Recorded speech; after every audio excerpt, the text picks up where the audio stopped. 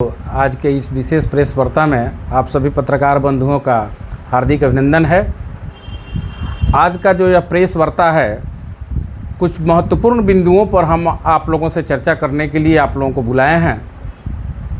हम सभी देख रहे हैं कि विगत कई दिनों से भारतीय जनता पार्टी और उनके सहयोगी दलों के नेताओं के द्वारा लगातार प्रतिपक्ष के नेता और सांसद कांग्रेस पार्टी के पूर्व राष्ट्रीय अध्यक्ष राहुल गांधी के विषय में जो अमर्यादित भाषा का प्रयोग किया जा रहा है और इस भाषा को प्रधानमंत्री की मौन स्वीकृति हम लोगों को यह सोचने के लिए विवश कर रही है कि क्या यही लोकतंत्र है भारत का, जिस लोकतंत्र का ढिढोरा हम विश्व में पीटते हैं। आज भारतीय जनता पार्टी के पूर्व केंद्रीय मंत्री ने हमारे नेता को आतंकवादी नंबर 1 बोला, तो दूसरे नेता ने यहाँ तक कहा कि आप अब सुधर जाइए, नहीं तो आपका वही हाल होगा जो आपके दादी और आपके पिताजी का हुआ था। तो उनके सहयोगी दल शिवसेना शिंदे गुट के एक विधायक ने कहा कि राहुल गांधी का जो जीभ काट कर लाएगा उसको मैं 11 लाख रुपए पुरस्कार के रूप में दूंगा। तो वही भारतीय जनता पार्टी का एक और जो उत्तर प्रदेश के मंत्री हैं, उन्होंने कहा कि यह आतंकवादी नंबर 1 है। इस तरह से लगातार इन लोगों के द्वारा हमारे नेता के प्रति अनर्गल बयान दिया जा रहा है और इसकी मौन स्वीकृति गृह मंत्री के द्वारा और प्रधानमंत्री के द्वारा दिया जा रहा है। लेकिन हम कहना चाहेंगे कि ये लोग भूल गए हैं कि राहुल गांधी उस परिवार से आते हैं जिस परिवार में इस देश की एकता और अखंडता के लिए शहादत दिया है, और उस व्यक्ति को ये लोग डराना चाहते हैं जो खुद कहता है कि डरो मत और डराओ मत।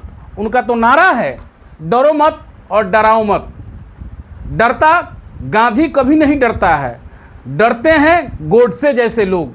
तो इन गोडसेवादियों को इस प्रेस कॉन्फ्रेंस के माध्यम से हम कांग्रेस के लोग यह बताना चाहते हैं कि आप लोग राहुल गांधी को कितना भी डराने का प्रयास करें, लेकिन राहुल गांधी मजबूती से इस देश की जनता की, अल्पसंख्यकों की, दलितों की, आदिवासियों की, पिछड़ों की, बेरोजगारों की, किसानों की मुद्दा को पार्लियामेंट में उठाते रहेंगे, सड़कों पर उठाते रहेंगे।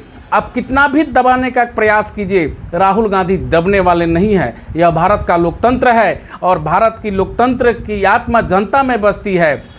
और राहुल गांधी क्या कर रहे हैं कि आप उनको इतनी धमकी दे रहे हैं? क्यों आप में इतनी बौखलाहट है? हमको नहीं समझ में आ रहा है। प्रधानमंत्री जी और गृह मंत्री जी, आप लोगों को माफ़ी मांगनी चाहिए आकर के जनता के सामने।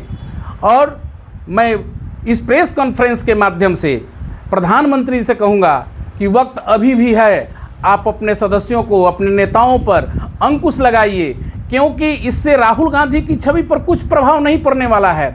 लेकिन जो देश की छवि अंतर्राष्ट्रीय खराब हो रही है, जो एक छवि बनी हुई थी कि यह देश राष्ट्रपिता महात्मा गांधी का है, यह सत्य और अहिंसा पर चलने वाला मुल्क है, उस मुल्क की छवि खराब हो रही है।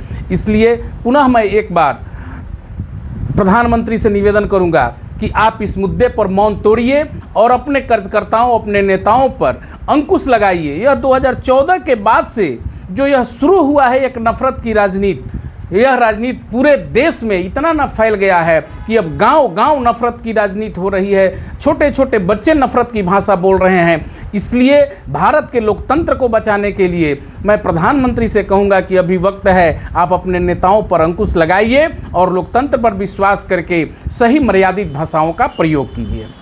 आप पत्रकार बंधुओं को धन्यवाद कि आपने मेरे आह्वान पे आज प्रेस वार्ता में आए हैं। देखिए, 2014 से जब से प्रधानमंत्री हुए हैं हमारे श्री नरेंद्र मोदी जी, एक डर का माहौल बन गया है। इस डर के माहौल में सब लोग जी रहे हैं, स्वयं प्रधानमंत्री जी रहे हैं डर के माहौल में कि कब हमारी प्रधानमंत्री की कुर्सी हट जाए। उनको डर लग रहा है। पत्रकार डर रहे हैं कि अगर हम सरकार से अलग कोई न्यूज़ निकाल देते हैं तो हमारी नौकरी चली जाएगी। कोई उनका मंत्री डर रहा है कि कब हमको हटाया जाएगा, जो विपक्ष के हैं उनको डर रहा है कि कब ईडी सीडी लगा दी जाएगी। यह जो डर का माहौल है, राहुल जी को रोकने के लिए सबसे पहले उन्होंने उनको पप्पू सिद्ध करने का प्रयास किया कि उनको पप्पू सिद्ध कर दी जाए, लेकिन उनके लाख प्रयास करने के बावजूद भी पप्पू वो नहीं सिद्ध हो सके। तो फिर उन्होंने दूसरा हथकंडा अपनाया, ईडी सीबीआई का। ईडी सीबीआई लगाकर उनको जहाँ तक फंसाने का प्रयास किए, लेकिन कोई चारा इनको नहीं चला। अब जब कोई चारा नहीं चला है इनको डराने का, इनको धमकाने का, और देख रहे हैं कि एक निडर भावना से हमारे राहुल गांधी हमारे नेता आगे बढ़ रहे हैं, तो एक नया हथकंडा अभी अपनाई जा रही है। एक उनको आतंकवादी सिद्ध करने का प्रयास किया जा रहा है, उनकी हत्या करने की प्रयास किया जा रहा है। अभी आप सुने होंगे कि शिंदे ग्रुप का एक नेता उनके जीभ काटने पर 11 लाख रुपए का इनाम दे रहा है। बताइए कि अगर इस तरह का बात हो रहा है और हमारे प्रधानमंत्री जी चुप है, इसका मतलब क्या है?